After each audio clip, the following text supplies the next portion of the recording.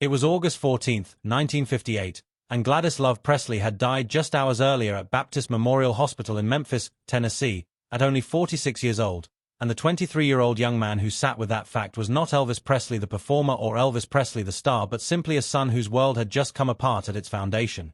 Gladys was not simply his mother in the conventional sense of that word. She was the person who had known him and believed in him and championed him before the rest of the world had any idea he existed. When the family had nothing, when they were struggling and poor in Tupelo and the future offered no particular promises, Gladys would tell Elvis that he was special and that he was going to do something remarkable with his life. She was the first person who ever heard him sing. She was the one who pushed him gently forward when his natural shyness made him want to pull back from performing.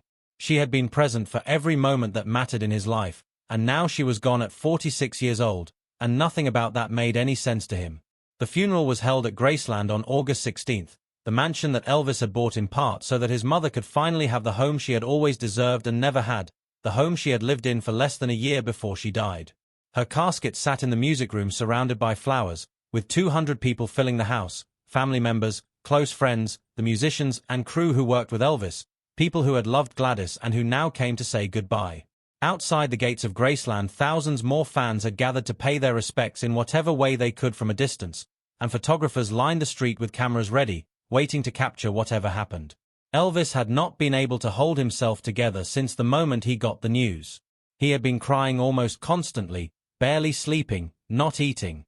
His father Vernon was doing his best to be present for his son but was drowning in his own grief because Gladys had been the center of everything for both of them, the person the family had orbited around, and without her both men were completely adrift.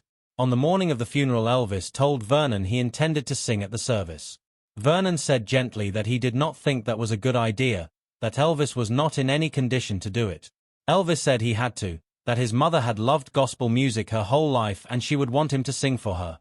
His grandmother Minnie Mae Presley, who had come to Graceland to help with the arrangements, heard the exchange and came in and took Elvis's hand and told him that nobody expected him to sing, that he was grieving and did not need to be strong right now, that it was all right to simply sit and mourn.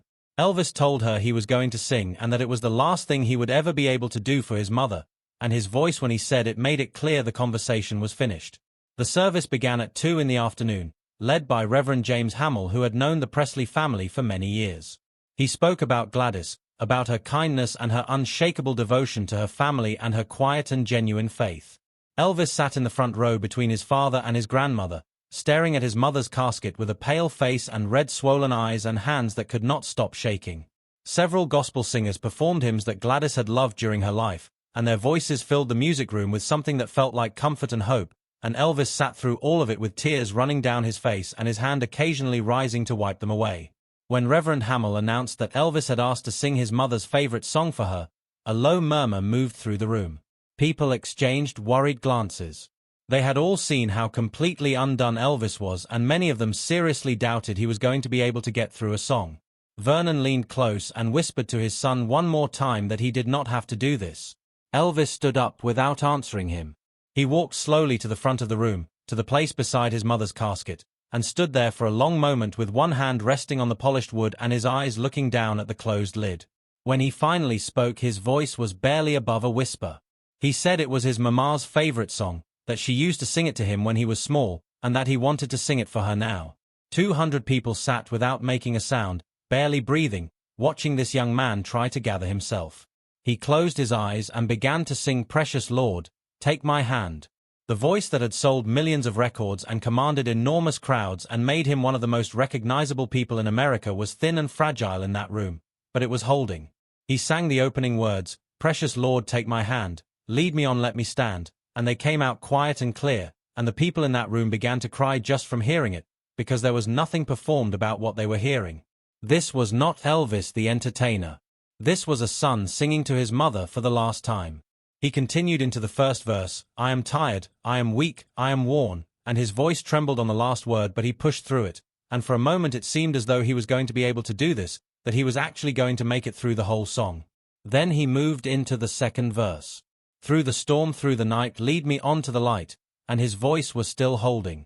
But then he reached the next line, Take my hand, precious Lord, and he paused and drew a breath and sang Lead Me, and that was the moment his voice did not simply crack or waver but shattered completely. What came out was part word and part sob, and it was painful to hear. Elvis stopped. He stood there with his mouth still open and tried to continue, and nothing came. He pulled himself together, closed his eyes, breathed deeply, and tried again. "Lead me home." His voice broke even harder the second time, and this time the tears came without any possibility of stopping them, fast and hard and accompanied by shaking that moved through his whole body. But he was not willing to give up. He wiped his eyes and took several slow breaths and tried a third time.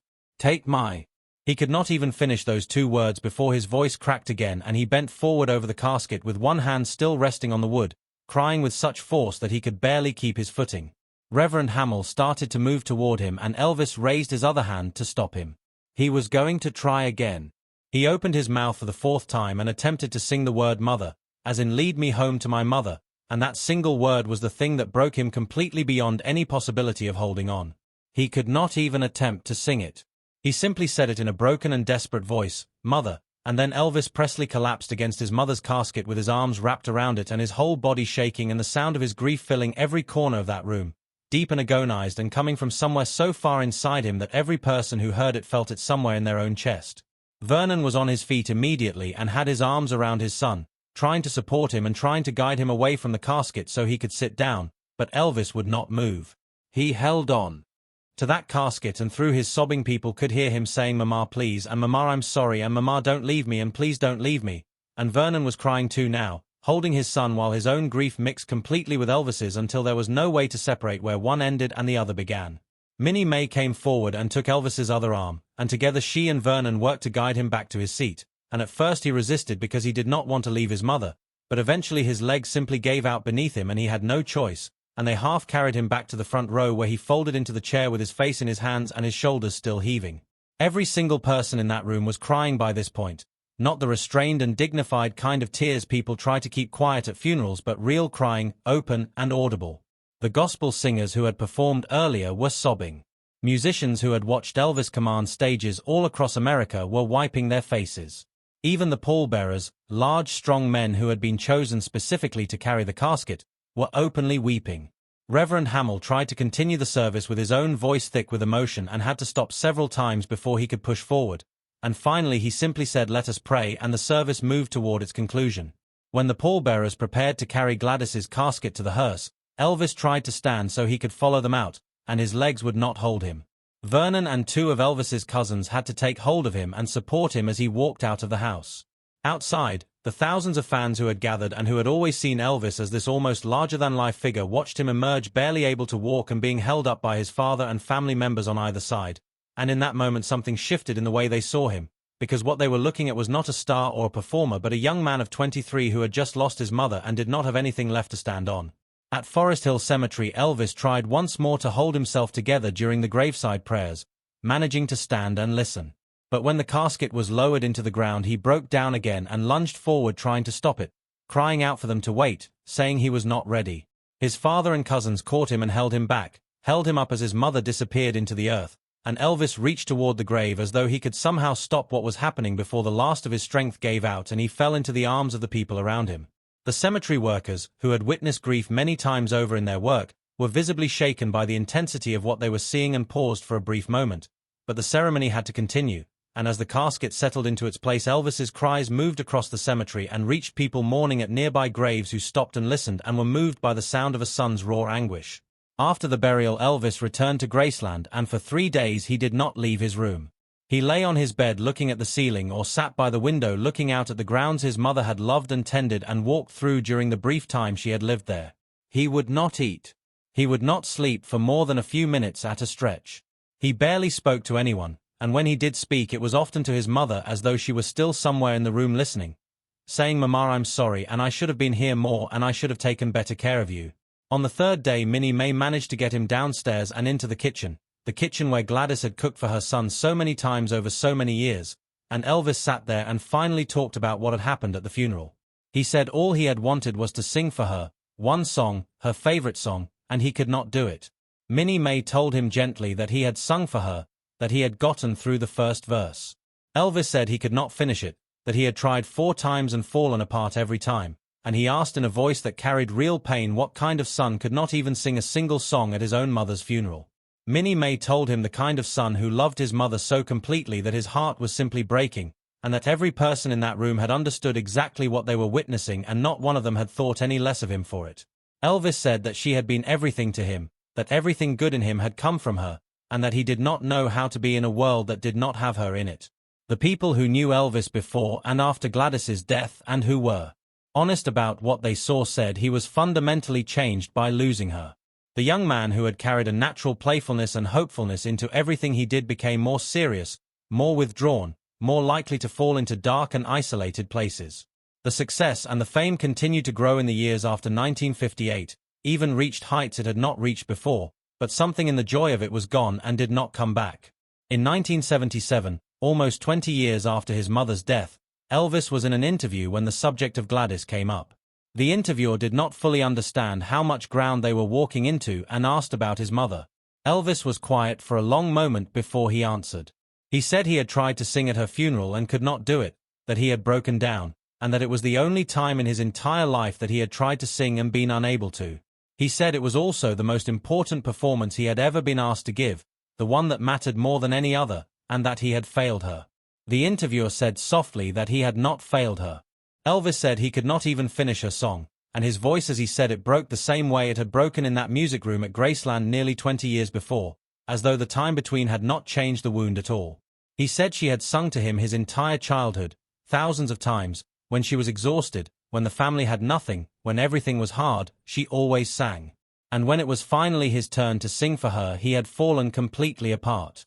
The interview ended not long after that, but the footage of that moment, of Elvis in 1977 still visibly destroyed by the memory of his mother's funeral, became one of the most powerful pieces of recorded film that exists of him. It showed that beneath every sold-out show and every record and every sequin jumpsuit and every screaming crowd he was still that same 23-year-old boy who had lost his mother and had never found his way all the way back from it. People close to Elvis said he visited Gladys's grave regularly for the rest of his life, going at night when no one else was around so he could talk to her in private, and that sometimes he would try to sing to her there, and that usually he could not finish the songs. Red West, one of the people who had been closest to Elvis throughout his life, said that he had seen Elvis perform for presidents and for royalty and had watched him hold stadiums full of tens of thousands of people completely in his hands, but that nothing he ever witnessed from Elvis was as powerful as watching him try to sing for his mother and break down trying. He said that was the moment he truly understood the difference between Elvis the performer and Elvis the human being, because the performer was someone who seemed invincible on a stage, but the human being was just a son who had lost his mama, and all the fame in the world and all the talent in the world could not give him any protection from that pain or help him carry it.